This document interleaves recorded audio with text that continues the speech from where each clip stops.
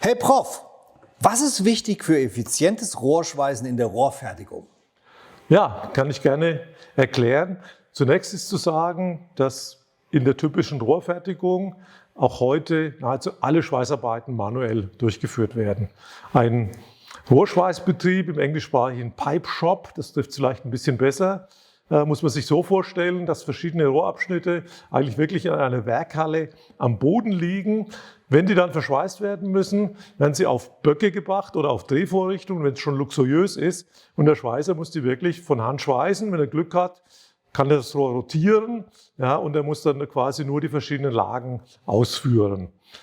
Auch das kann ich aber heute zum Glück automatisieren. Wir haben einen Mangel an Schweißern, deswegen ist hier ein hoher Automationsdruck. Es gibt Systeme, wirklich mal intelligente Rohrschweißroboter, wo die Naht optisch erkannt wird und dann komplett automatisiert sowohl die Wurzellage als auch die Füll- und Decklagen geschweißt werden können.